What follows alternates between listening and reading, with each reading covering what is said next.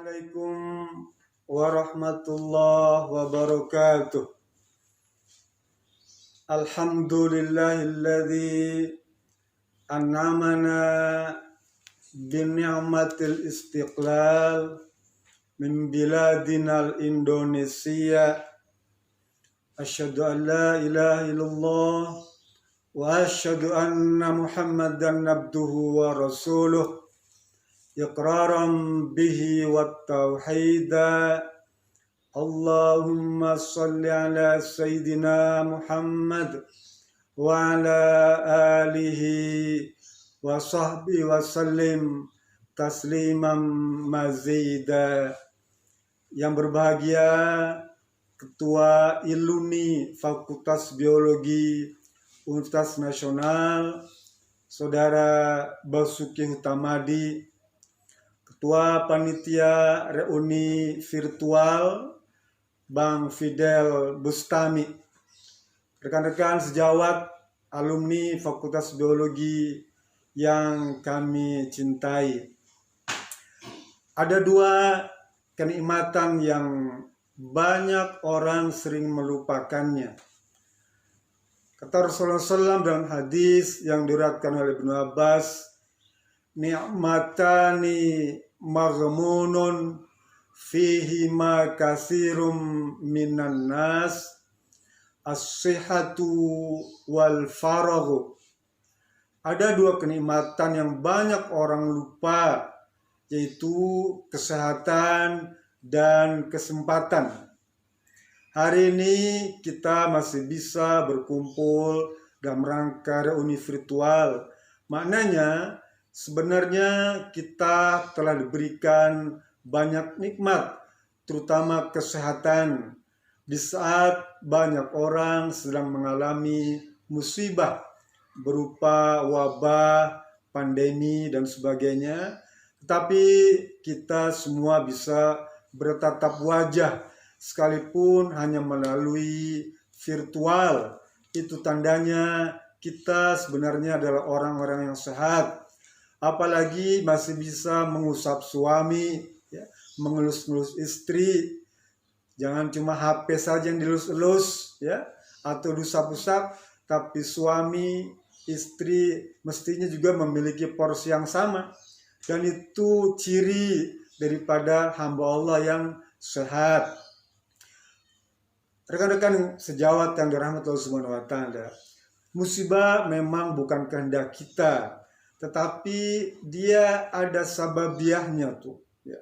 Kata Allah Subhanahu wa Ta'ala di dalam surat Asy-Syura, nanti di rumah surat 42, surat Asy-Syura ayat 30, Allah berfirman, wa ma asobakum min musibatin fabima kasabat aidikum wa ya'fu an katsira.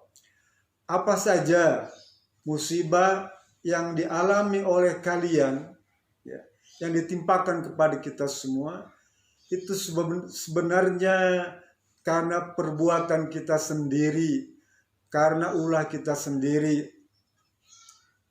Oh gitu? Ini udah keras ini, John. Ya, oke, saya kerasin lagi nih. Jadi kata Muhammad Rashid Ridha di dalam kitab Tafsir Al-Manar, jika kita menyikapi musibah, jangan hanya mengandalkan sisi logika atau rasional saja, tetapi harus juga melihat sisi pendekatan spiritual.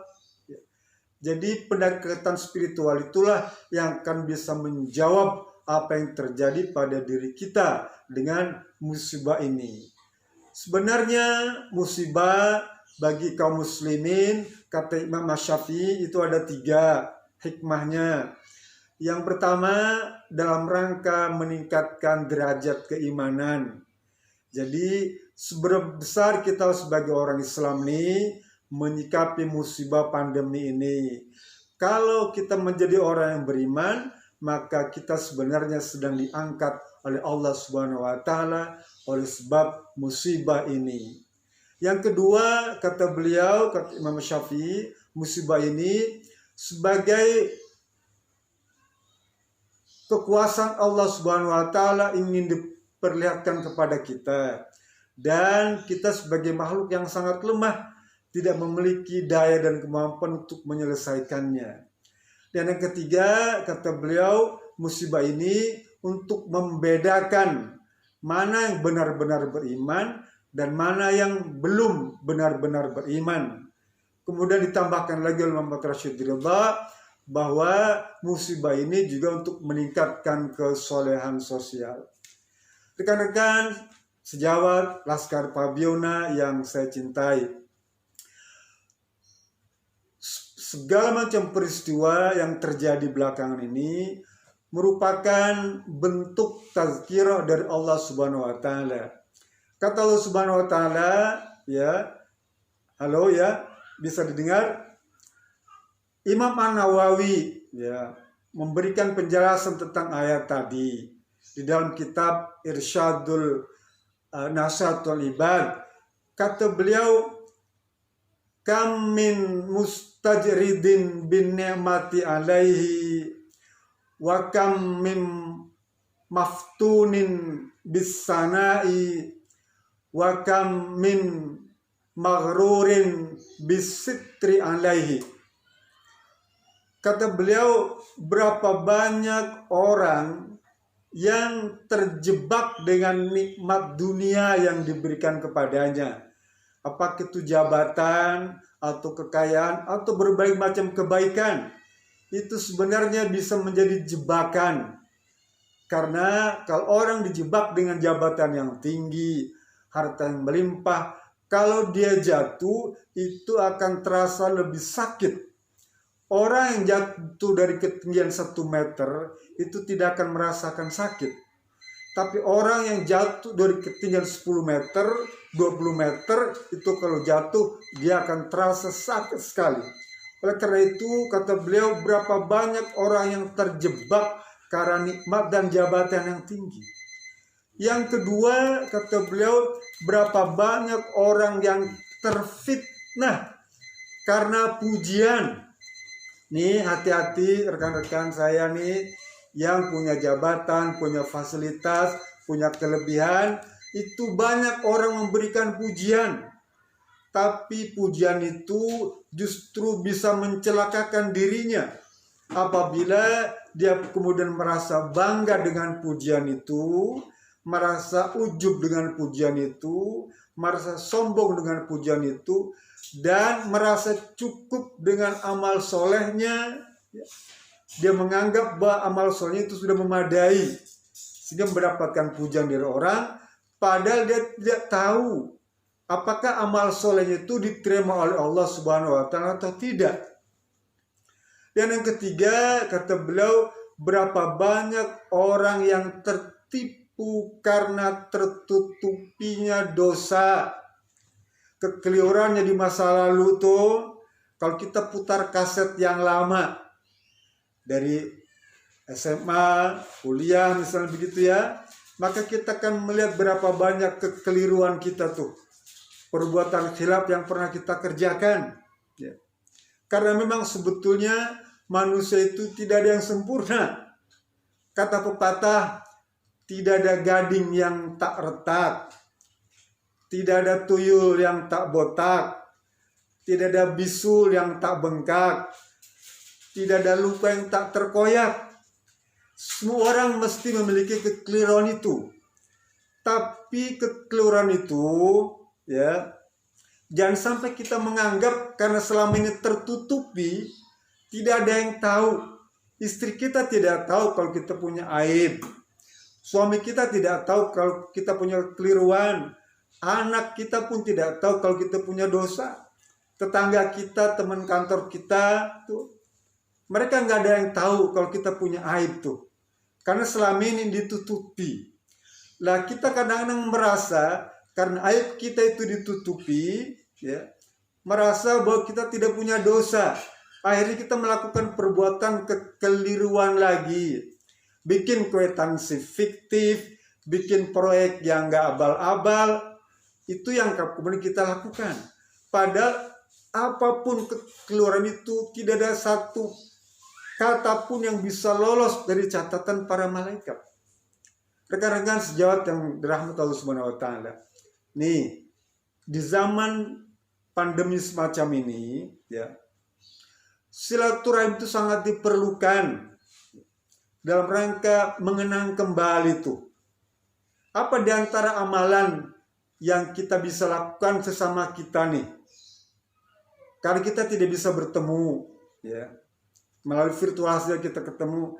Yang pertama, harus selalu berbaik sangka nih kepada teman-teman kita nih. Ya. Sekalipun mungkin dulu kita punya kenangan yang kurang baik nih, dengan teman kita waktu kita belajar malam hari, itu ya. Saya masih ingat nih, dulu saya diundang belajar bersama di rumahnya Lucky. Lucky waktu itu baru pulang dari Jerman atau dari Belanda, saya lupa. Dia bawa proyektor tuh. Dulu belum ada HP. Dia bawa proyektor, bawa cartridge, kaset yang kotak tuh ya. Kita belajar bersama tuh. Kemudian ada iPod, datang ujuk-ujuk dia pengen setel film itu. Katanya film itu film aneh, katanya mungkin warnanya biru. Tuh, ya. Semua pada nonton, cuma saya yang enggak. Kenapa? Karena saya dulu disumpahin. Kalau nonton film begitu tuh, iya, disumpah, bener. Dulu disumpahin ya, gak boleh nonton itu. Kalau nonton, disumpahin kamu jadi batu tuh, ya. Tapi karena ikut dimaksa, don maksa, diseret-seret tuh saya ke kamar tuh. Ayo lihat dam. Kepaksanya lihat juga tuh, bayang. Tapi begitu melihat ada bagian tubuh yang sudah terasa mulai mengeras tuh, saya buru-buru lari tuh, takut jadi batu tuh. Lah itu semua tuh pengalaman-pengalaman yang menyenangkan ketika kita bersama-sama 35 tahun yang lalu tuh. Dan itu tidak bisa dilupakan. Dia menjadi bagian sejarah kehidupan kita.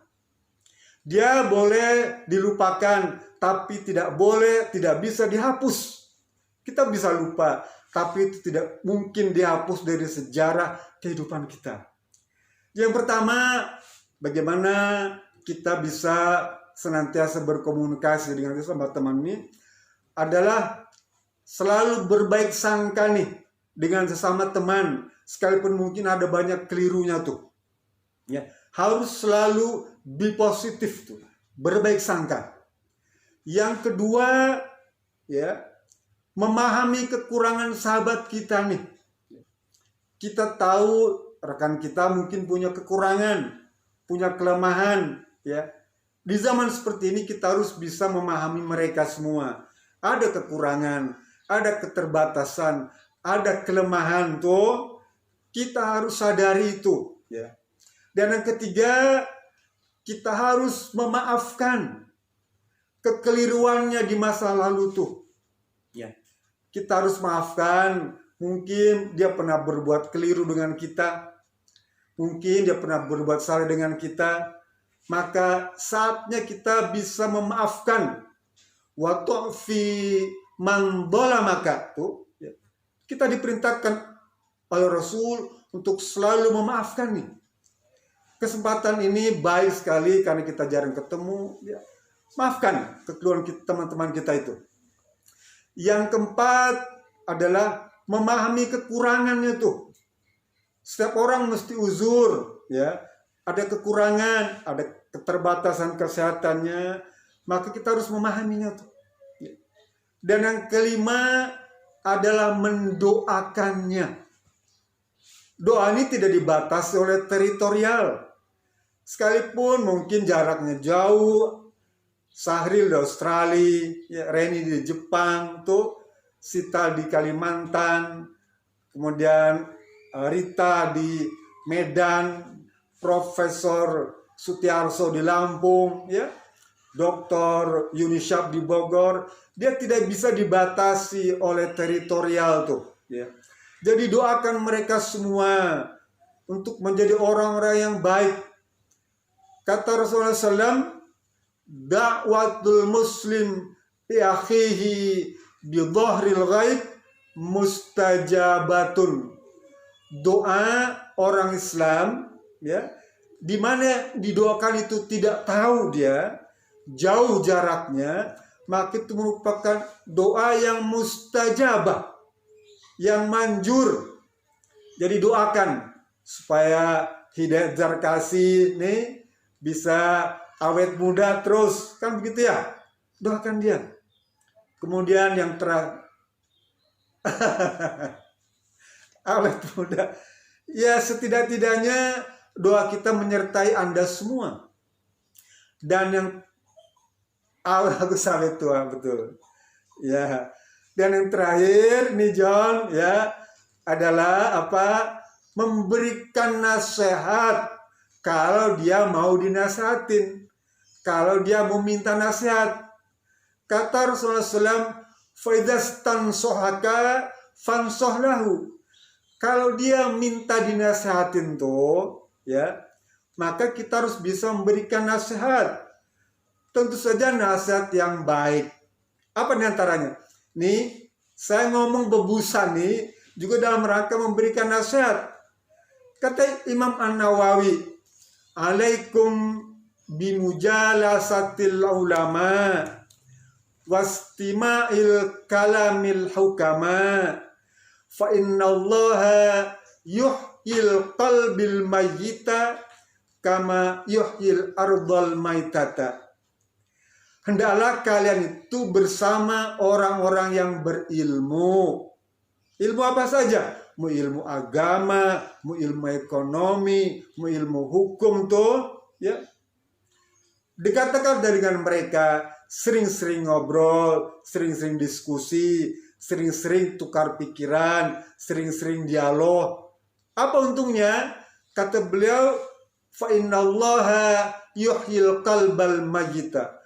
Karena sesungguhnya Allah akan menghidupkan kolbu, hati mereka yang mati itu, ya, binuril hikmah, dengan cahaya ilmu. Jadi cahaya ilmu itulah yang bisa menghidupkan kolbu, hati-hati yang sudah sakit, ya, sudah rusak, bahkan sudah mati itu dihidupkan dengan cahaya ilmu, dengan hikmah. Seperti halnya Allah menghidupkan bumi yang gersang, bumi yang tandus, tanah yang kering kerontang dengan siraman air hujan tuh. Jadi media ini sangat penting bagi kita semua, ya. Sekalipun tidak bisa bertemu, silaturahim tidak harus berjumpa. Dulu Rasulullah sudah memberikan penjelasan dalam sebuah hadisnya tentang kemungkinannya orang itu tidak mungkin bisa bertemu. Kata beliau, "Silu arhamakum walau bisalam." Ucapkanlah silaturahim itu, ya, sekalipun hanya dengan salam. Ya. Jadi silaturahim ini cukup dengan salam saja, tidak akan mengurangi hikmah, nilai daripada maksud tujuan silaturahim itu. Dulu nih, ya, kata Ad-Dahab bin Muzahim di dalam kitab Tanbihul Ghafilin diceritakan tentang orang yang bersilaturahmi itu. Kata beliau, "Inna rajula lasilatir rahimahu man baqiya min umrihi salasati ayyamin fayazidahu Allahu min umrihi ila salasina sanatan." Ada seseorang laki-laki, ya, yang karena silaturahmi umurnya tuh sebenarnya tinggal 3 hari lagi meninggal tuh, ya Gus ya. Umurnya tinggal 3 hari lagi.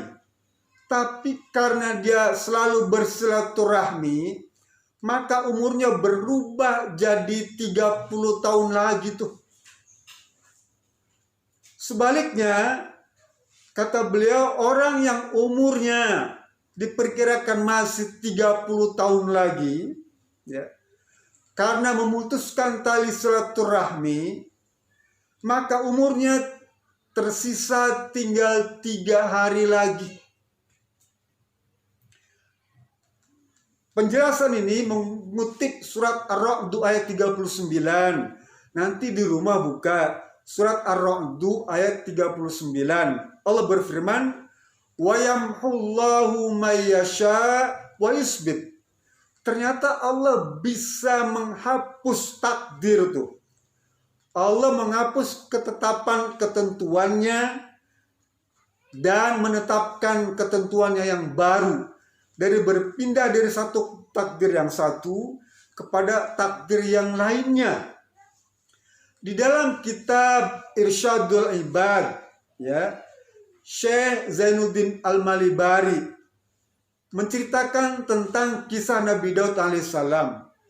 Kata beliau, dulu Nabi Daud punya seorang murid yang cerdas, seorang pemuda, ya, seorang pemuda tuh. Kemudian Nabi Daud sayang sekali dengan muridnya ini. Lalu tiba-tiba datang malaikat pencabut nyawa.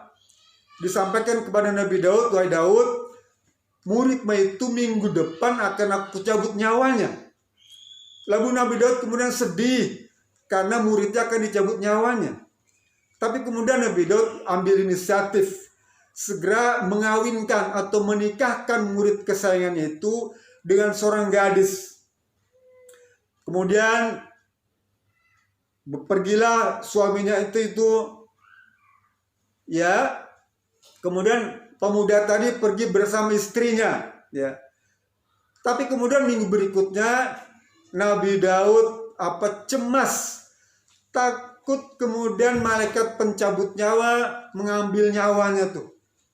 Begitu hari hanya harap-harap cemas Nabi Daud menunggu kedatangan malaikat pencabut nyawa.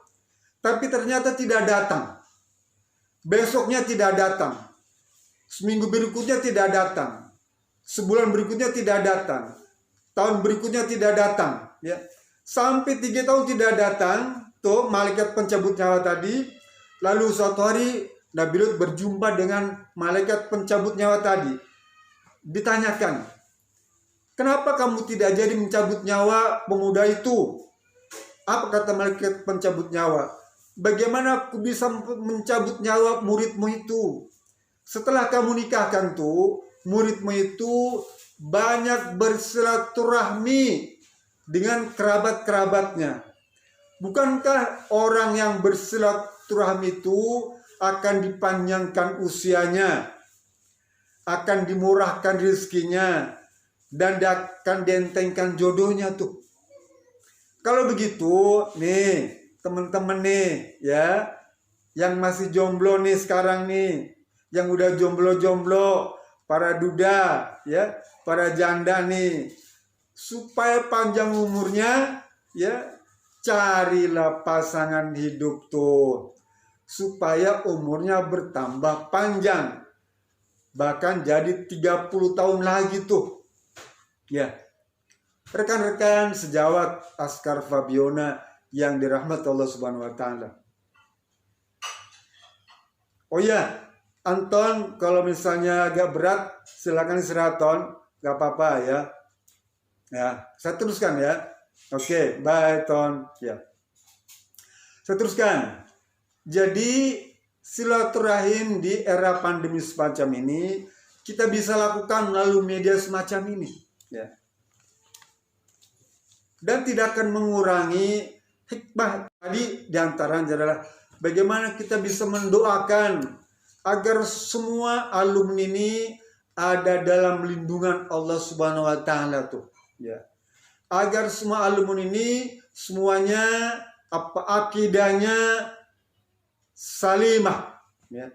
Akidahnya bersih tuh. Yang kedua, ibadahnya sahih, ya. Ibadahnya sahih ini penting agar kita tidak merasa kemudian kita beribadah berat ternyata keliru, ya. Kita bisa mengaji bersama teman-teman yang lainnya tuh, ya. usahakan ibadah kita benar-benar sahih. Dan yang ketiga, doa kita kepada teman-teman ini agar akhlaknya semakin hari semakin mulia nih, ya. Matinul khuluq, yang sudah biarkan berlalu lah, ya. Sudah lama kita malang melintang di kehidupan yang penuh dengan fitnah. Kita jauhi itu semua. Kita kembali apa yang menjadi tujuan diciptakannya sebagai manusia, untuk beribadah nih, ya. Jadi ibadahnya sahih, akhlaknya mulia tuh. Dan yang keempat muamalahnya kalau bisa adalah yang baik dan yang halal. Kehidupan bermasyarakatnya harus bisa memilih, ya, yang baik-baik. Nih di era pandemi dalam kehidupan bermasyarakat, pilihlah yang kira-kira aman, ya, karena apa yang disampaikan oleh para ahli tentang kehidupan bermasyarakat kita hari ini, ya, adalah perlunya menjaga jarak dan sebagainya, perlunya menggunakan masker mungkin, perlunya cuci tangan, perlunya menjaga kebersihan. Itu semua itu bagian daripada kehidupan bermasyarakat yang memang disunahkan oleh Rasulullah SAW. Ya. Jangan kemudian kita merasa ujub, bangga.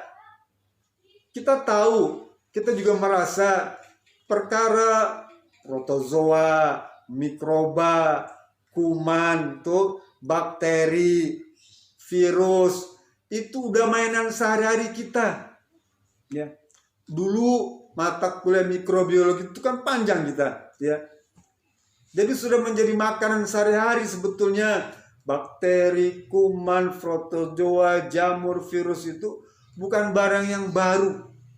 Nah, ini kita tidak boleh meremehkan itu semua. Sekalipun kita paham dan mengerti bagaimana pengaruhnya pada multilayer tubuh kita nih, ya. Tetap kita harus ikuti para ahli itu, ya. Terima nasihat mereka tuh. Jangan kemudian merasa sombong, datang kita kumpul-kumpul, ya, akhirnya kita yang celaka. Oleh karena itu saya merasa berbahagia dan bangga ketika ditawari oleh Fidel untuk menyampaikan nasihat pada acara reuni virtual ini. Karena sebetulnya ada rasa kerinduan tuh, ya. Ada rasa sayang di antara kita semua tuh, ya. Kata pepatah, buah mangga, buah jambu paling enak dibikin asinan. Sekalipun kita nggak bisa ketemu, tetap kita sayang sama kalian nih, ya. Ikan hiu makan tomat, I love you so much.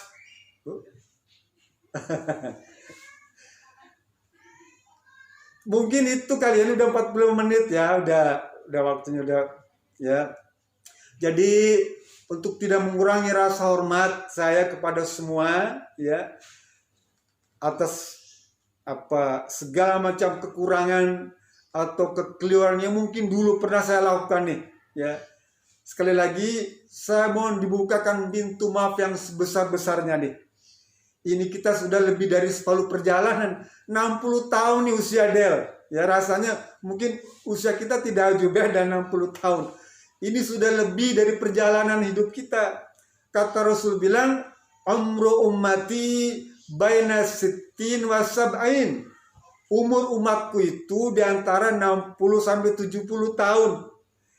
Ibarat Rossi yang balapan tuh, ya. Kita tinggal 10 lap terakhir nih. Ya, 10 lap terakhir. Tinggal itu saja tuh, ya.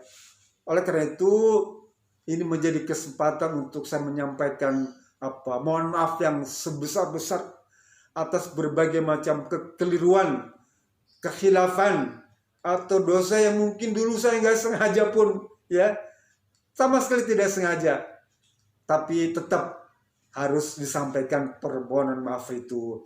Jadi bukakan pintu maaf kepada kita semua nih, dan semoga Allah memberikan rahmat dan keberkahan kepada kita semua, alumni Fakultas Biologi Universitas Nasional Angkatan tahun 79. Bravo Laskar Fabiona, fattakullah mastata'tum walafu minkum billahi fi sabilil haq. Wassalamualaikum warahmatullahi wabarakatuh.